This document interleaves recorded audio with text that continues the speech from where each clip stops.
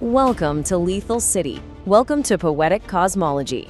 Man, you better buckle up, because today's explainer is literally going to shatter everything you thought you knew about writing. We are diving headfirst into a totally radical, avant-garde literary revolution. We're stepping way out of the traditional classroom and straight into a whole new dimension of creativity. I mean, we're not just talking about reading words on a page anymore. It's about hacking the very fundamental architecture of language itself. Right, so welcome to Lethal City. That is actually the exact mandatory opening hook straight from our source material, and honestly, it tells you everything you need to know about the wild energy of what we're unpacking today. We're entering a universe that's built on absolute mathematical precision combined with raw emotion. This isn't just a movement that wants to write poetry, it wants to completely redefine the physics of how poetry is even built. Section 1, Defining True Poetic Form, the Science of Originality. Okay, so let's get right into it. To really grasp poetic cosmology, we gotta talk about its architect. His name is Solid Seething, and he is the first ever poetic cosmologist. He basically looked back at the entire history of literature and realized something kind of mind-blowing. For literally thousands of years, people have been writing in poetic forms, sonnets, haikus, all that stuff, but nobody had actually bothered to nail down an explicit, scientific definition of what a form fundamentally is.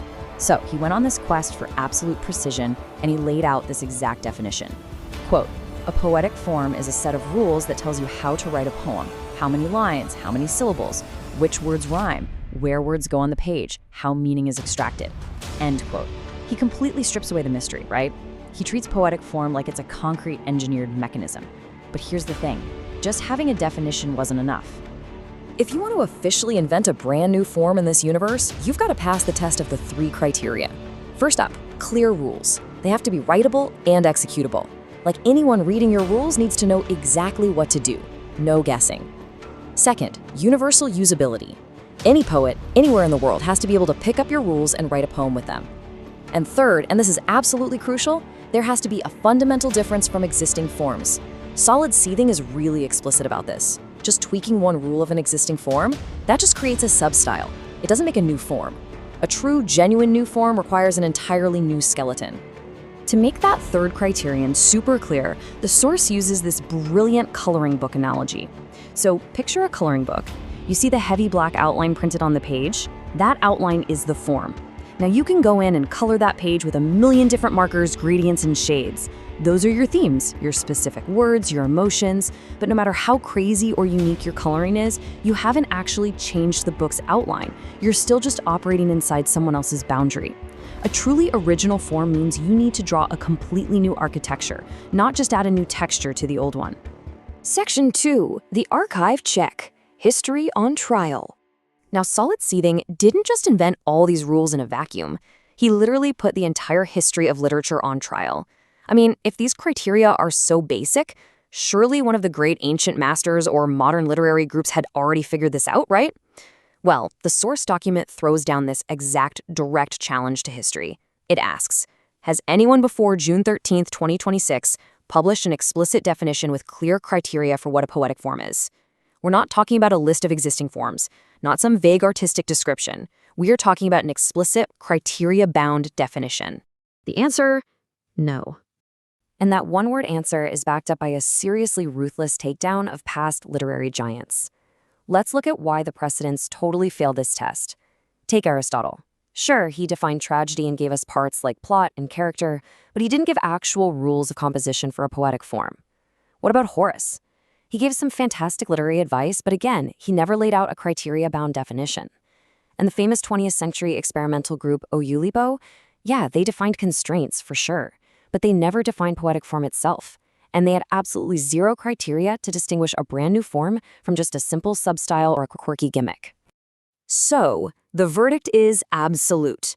According to the historical archive check laid out in the text, Solid Seething is indeed the very first to publish an explicit, criteria-bound definition of poetic form as a general category, with necessary and sufficient conditions. He didn't just write a cool poem. He basically wrote the constitutional law for how poems are engineered. Section 3, the Seconds Poetic Style, proof of concept.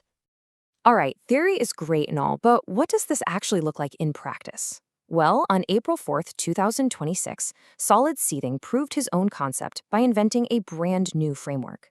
He called it the Seconds Poetic style. The core rule here is delightfully deceptive, but it perfectly fits his super strict criteria. Here it is. You take the second letter of every word in a line or passage. Those second letters must then reveal a hidden message that either reinforces or entirely recontextualizes the surface meaning of the poem. Let's see it in action. Check out this piece titled, "When They Ask Us Who We Are, We Say." The surface line just reads, alert, dear, attentive, ahead, saintly, always filled, sane, anchored, astute. On its face, it's a perfectly nice list of adjectives describing a group of really capable, grounded people. But remember that core rule. Watch this extraction. It's like a hacker decoding a cipher. We're going to pull the second letter of every single word.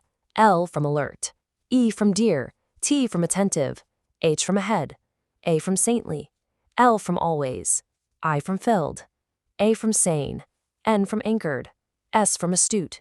Put it all together and the hidden message spells out lethalians. The surface meaning describes their character, but the hidden architecture literally names exactly who they are. This single brilliant rule spawned what is now officially known as the Secondarian universe, which already has like 35 different substyles.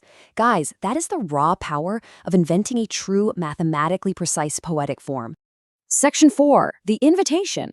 Build your own universe. And this brings us to what the source material calls the invitation, because poetic cosmology isn't just theory, it is a direct challenge to you. Why does this matter? What's the big takeaway from this explainer? It matters because poetic cosmology finally provides the clear definitions that history lacked. It totally answers the gaps left by Aristotle and Eulipo. It hands you the exact tools to test if your writing meets the criteria of true structural innovation. By defining the boundaries so clearly, it actually frees you. It teaches us how to originate our own new poetic forms, because for the first time ever, we actually know what a form is and exactly what to judge it by. You're literally being invited to build your own universe. Section 5. The Creed of Lethal City. The Initiation.